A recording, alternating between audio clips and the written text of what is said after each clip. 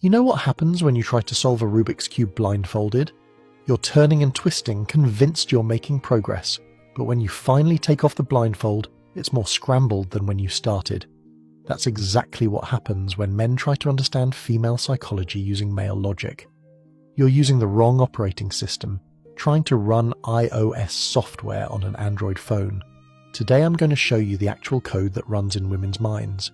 Not the version they tell you about, not the romanticized fairy tale, but the raw, unfiltered algorithm that drives every decision, every test, every manipulation. And here's the warning. Once you see this, you can't unsee it. Once you understand how the female brain actually processes reality, every interaction you've ever had will suddenly make horrifying sense. Let me start with the most devastating truth. Women don't think like you, not because they're from Venus or whatever nonsense, but because their entire psychological operating system was designed for a completely different purpose than yours. While men evolved to solve problems, hunt, build, protect, women evolved to extract resources, ensure survival through manipulation, and control without physical strength. This isn't sexism, this is evolutionary psychology. And pretending it's not true is why you keep losing the game you don't even know you're playing. I've seen it countless times in my work. A man comes to me confused, broken, says, "I gave her everything she wanted, why did she leave?" Brother, that's exactly why she left. Because the moment you gave her everything, you became worthless, a conquered territory, a solved puzzle. The game was over, and women don't stay where the game has ended. They need constant challenge, constant stimulation, constant proof that you're worth the biological investment. The moment you stop being a challenge, you stop existing as a man in her eyes. You probably heard about that study where they monitored brain activity during relationship conflicts. When men argued, their problem-solving centers lit up. When women argued, their emotional and memory centers exploded like fireworks. You're trying to fix the leaky faucet while she's replaying every time you forgot to call, every birthday you slightly messed up, every moment you made her feel less than perfect. You're in the present. She's in every moment that ever existed simultaneously. Here's the algorithm that runs female decision-making, and pay attention because this explains everything. First variable, how does this make me feel right now? Not tomorrow, not in 5 years, right now. Second variable, what can I extract from this situation? Time, attention, resources, status. Third variable, how does this affect my position relative to other women? Because despite all the sisterhood talk, women are in constant, brutal competition with each other. Fourth variable, can I do better? This calculation runs 24/7, like Bitcoin mining but for relationship options. The female brain doesn't process loyalty the way men do. You think loyalty means staying through thick and thin. She thinks loyalty means you continuing to win the competition for her attention every single day. The moment you stop competing, you've abandoned her. In her mind, your complacency is betrayal. Your contentment is neglect. Your satisfaction is rejection. She needs you to be hungry, desperate, fighting for her even after 20 years of marriage. Because if you're not fighting for her, it means she's not worth fighting for. There was this case that perfectly illustrates female logic. A woman leaves her husband because he's emotionally unavailable, gets with a guy who showers her with attention. 6 months later, she leaves him because he's too needy. The husband wasn't emotionally unavailable, he was stable. The new guy wasn't needy, he was attentive. But her brain doesn't process absolute values, only relative changes. She doesn't want a specific amount of attention. She wants the feeling of winning attention. She wants to feel like she's conquering you every day, not like she's already conquered. You know what happens when scientists study female social dynamics? They find something fascinating. Women's brains literally sync up when they're together, their menstrual cycles align, their speech patterns merge, their opinions converge. But here's what nobody talks about. This synchronization is competitive, not cooperative. They're not becoming friends, they're establishing hierarchy. Every compliment is a power move, every shared secret is ammunition, every girls' night is a reconnaissance mission. As you might have heard, there's this thing called the female social matrix. Every woman exists in an invisible web of comparisons. She doesn't evaluate her relationship based on whether she's happy, she evaluates it based on whether she's happier than her friends. She doesn't want a good man, she wants a better man than other women have. This is why social media destroyed relationships. Now she's not just comparing you to her friends' boyfriends, but to every relationship highlight reel on the internet. You're not competing against real men anymore. You're competing against a fantasy composite of every perfect moment from every relationship that's ever been posted online. The must-have, don't-want paradox drives men insane. She demands commitment but loses attraction when you commit. She wants you to be emotional but loses respect when you cry. She wants you to be successful but resents the time success requires. This isn't confusion or contradiction, it's feature, not bug. She's not testing what you'll give her, she's testing if you're smart enough not to give it. Every demand is actually a test of your strength. Will you maintain frame or will you fold? The moment you fold, you fail, even though folding is exactly what she asked for. This happened to someone who thought he'd figured it out. His girlfriend constantly complained he didn't share his feelings. So he opens up, tells her about his fears, his struggles with depression after his father died. Within 2 weeks she's distant. Within a month she's gone. Later she tells a mutual friend, "I just couldn't see him as a protector anymore." She didn't want his feelings. She wanted to know she could break down your walls if needed. Once the walls were down, you became useless. The test wasn't about getting the information, it was about seeing if the information could be gotten. Let me explain the resource extraction protocol that runs in every female brain. It's not conscious, it's not evil, it's biological. Women are physically vulnerable during pregnancy and child-rearing. Evolution programmed them to constantly test and ensure resource availability. Every shit test, every comfort test, every demand, it's all checking if the resource stream is still flowing. Can you still provide? Can you still protect? Are you still worth the biological investment? But here's where modern society broke the system. Women no longer need individual men for resources. They have careers, government support, infinite options on dating apps. But the extraction protocol still runs. So now she's extracting validation, attention, emotional labour, lifestyle experiences, things that didn't exist in our evolutionary environment. She's running Stone Age software in a digital world, and you're the one getting the blue screen of death. You know what happens in female-only spaces? I've analysed thousands of conversations from women's forums, group chats, comment sections. 70% of discussion is about extracting more from men. 20% is about appearance to attract higher value men. 5% is competing with other women. 3% is sex. 2% is everything else. Career, hobbies, personal growth, philosophy, everything men assume women think about. 2%. The other 98% is about optimizing male utility. The guilt-fear operating system is how women control without physical dominance. She can't beat you physically, so she beats you psychologically. First, she installs guilt. You're not doing enough, you're not romantic enough, you're not emotional enough. Then she activates fear. I might leave, I might find someone better, I might not love you anymore. Now you're running her program. Every decision you make processes through her guilt-fear filter. Will this upset her? Will this make her leave? You've become a puppet running her code. You know what happens when you watch how mothers raise their sons versus daughters? The programming starts from birth. Boys are told they must earn love through achievement, must prove their worth, must never be enough. Girls are told they deserve love for existing. They're princesses.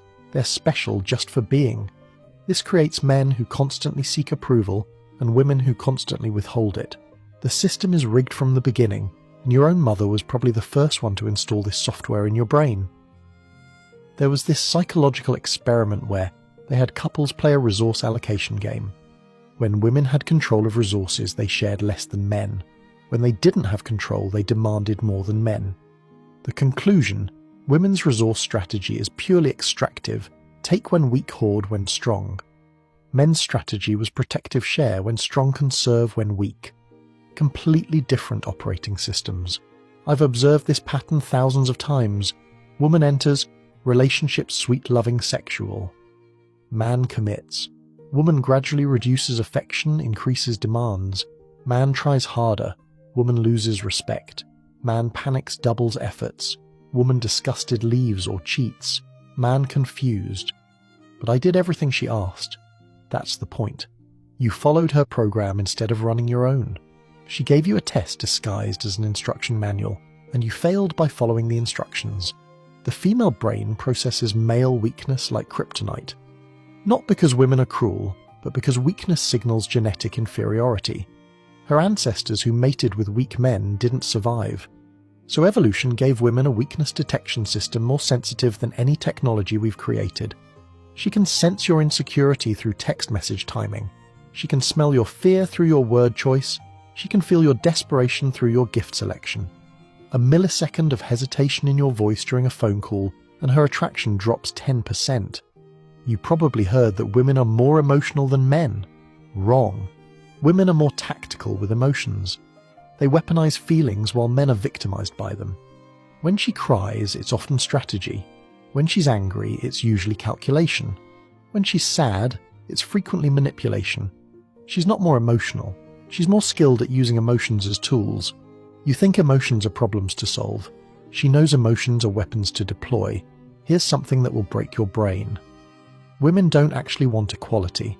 They want selective equality. Equal pay? Yes. Equal accountability? Number. Equal opportunities? Yes. Equal responsibilities? Number. They want equality where it benefits them and special treatment where equality would cost them. This isn't hypocrisy, it's optimization. Their brain is constantly calculating maximum benefit with minimum cost. When she says she wants equality, she means she wants your advantages added to her advantages, not actual equality. You know what happens when you observe professional dynamics?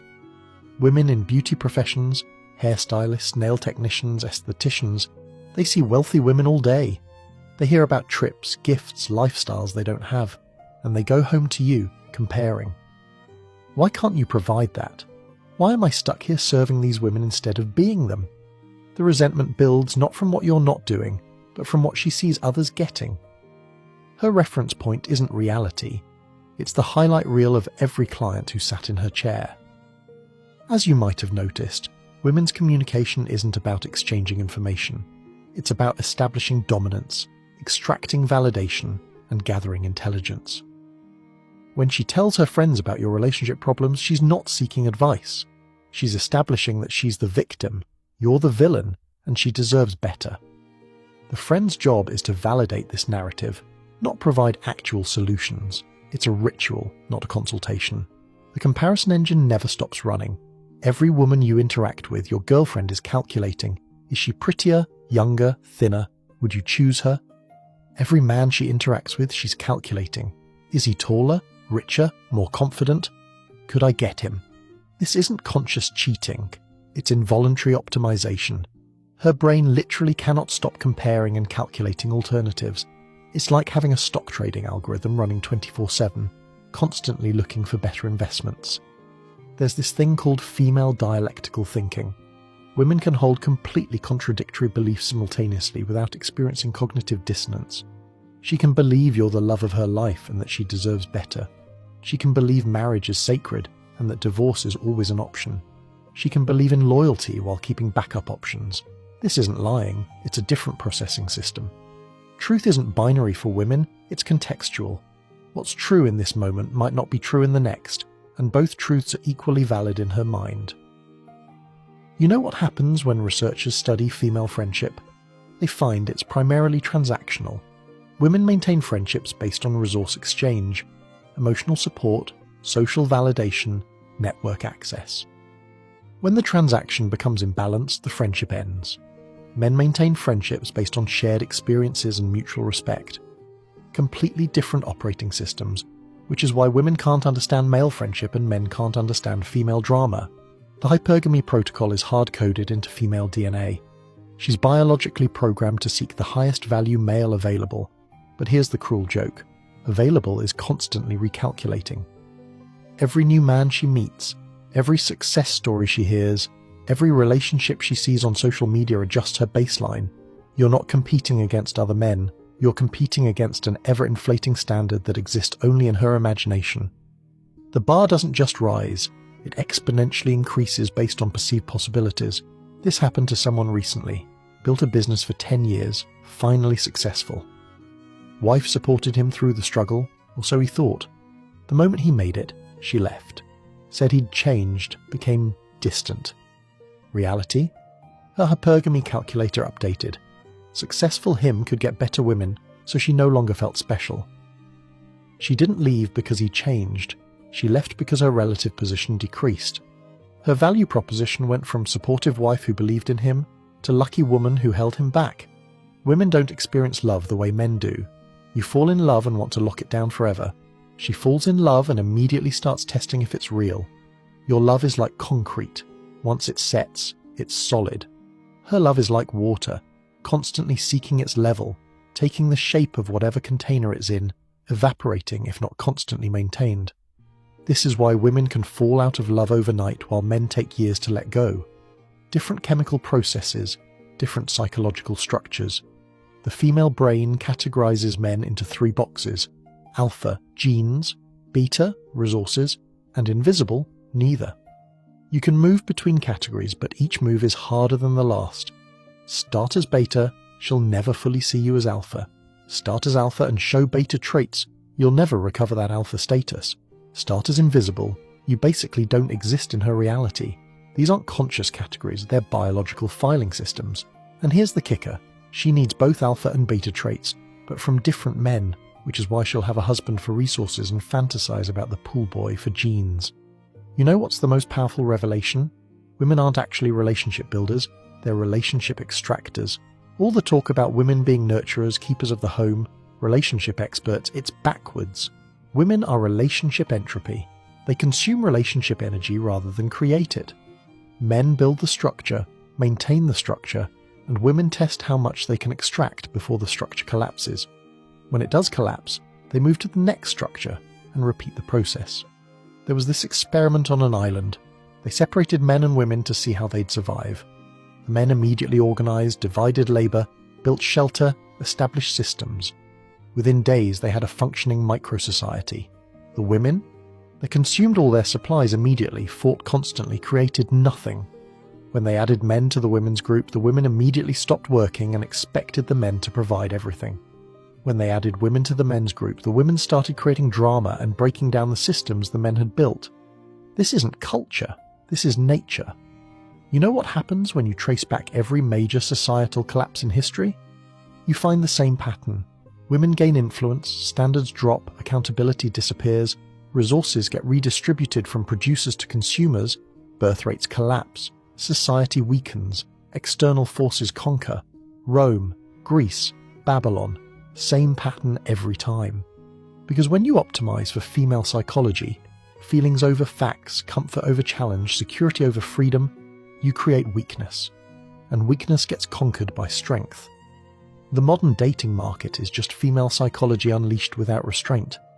No social shame, no consequences, no accountability. And what happened? Exactly what you'd predict if you understood female nature. 20% of men get 80% of female attention. Women would rather share a high-value man than commit to an average one. The average man becomes invisible while women complain, "Where have all the good men gone?" They're right there. You just can't see them because hypergamy has recalibrated your vision to only recognize the top tier. As you might have heard, women initiate 70% of divorces, but that statistic hides the real truth. Women end 100% of relationships. They just get men to do it half the time. How? By making life so miserable, withholding so much, creating so much drama that the man finally breaks and leaves. Then she gets to be the victim. "He left me." No, you drove him out, there's a difference. You know what's fascinating about female memory? It's completely revisionist. Every relationship she's ever had gets rewritten after it ends. The ex who she loved becomes an abuser. The husband she couldn't live without becomes a narcissist. The boyfriend she begged not to leave becomes a stalker. This isn't conscious lying. Her brain literally rewrites history to protect her ego. She was never wrong, never made bad choices, never the problem. It was always the man's fault. The validation economy runs 24/7 in the female brain. Every interaction is measured in validation units. Did he text back quickly enough? +2 units. Did he like her photo? +1 unit. Did he mention another woman? -5 units. She's constantly calculating her validation balance, and when it drops below her threshold, she creates drama to force a deposit. The drama isn't the problem, it's the solution to low validation reserves. As you probably noticed, women don't actually want solutions to their problems. When she complains, she's not seeking fixes, she's seeking validation that her feelings are justified. You offer solutions because your brain processes problems as things to solve. She rejects solutions because solving the problem would end the validation stream. The problem isn't the problem is the solution to getting attention. You know what happens when you truly grasp this? You understand that women see men as utilities, not partners. You're not a person to her, you're a Swiss Army knife of resources, emotional support tool, financial provision tool, social status tool, genetic material tool, validation tool. She doesn't love you, she loves what you provide. And the moment a better tool becomes available, or the moment you stop functioning optimally, you're replaced. Not because she's evil, but because that's how her operating system works. The female brain has no concept of honour, loyalty, or abstract principles. These are male concepts that we project onto women. She doesn't stay because it's the right thing to do. She stays because leaving hasn't become the better option yet. She doesn't tell the truth because honesty matters. She tells whatever version of truth serves her interests in that moment. She doesn't love you for who you are. She loves you for how you make her feel about herself. You know what happens when you study female-dominated societies? They don't exist, not because of patriarchal oppression, but because matriarchal societies self-destruct. When women control resources and power, birth rates collapse, productivity plummets, and the society either dies or gets conquered. Every matriarchal experiment in history has failed within generations, because female psychology is optimized for individual extraction, not collective building. The cruelest truth. Women despise men who understand this. The moment you reveal that you see through the operating system, you become the enemy, because the entire system depends on male ignorance. If men understood how female psychology actually works, the whole extraction protocol collapses. That's why women police each other so hard to maintain the illusion. One woman breaking ranks threatens the entire system. This is why women who tell men the truth about women are attacked more viciously by other women than by anyone else. But here's the thing. You can't unknow what you now know. You can't go back to believing in the fairy tale. You can't pretend that female love is like male love, that loyalty means the same thing, that her words match her programming. Once you see the code, every interaction becomes transparent. Every test becomes obvious. Every manipulation becomes visible. The choice is simple. Either accept the operating system and learn to work within it, or reject it and walk away. But you can't change it. Billions of years of evolution won't be overwritten by your love, your commitment, or your sacrifice. She runs her code. You run yours. The only question is whether those programs are compatible. Remember, her brain isn't broken. It's working exactly as designed. The problem is you've been told it was designed for love, partnership, and loyalty. It wasn't. It was designed for survival, extraction, and optimization. And in the modern world, where survival is guaranteed and resources are infinite, that programming has become a monster that consumes everything in its path. The red button is in front of you. Push it and see women as they actually are, not as you wish they were. Or don't push it, and keep wondering why your logical, loving, loyal approach keeps failing with creatures running completely different software. Because understanding how the female brain works isn't about hating women. It's about stopping the insanity of expecting them to think like men. They don't, they can't, they won't. And once you accept that, you can finally stop playing their game and start playing your own.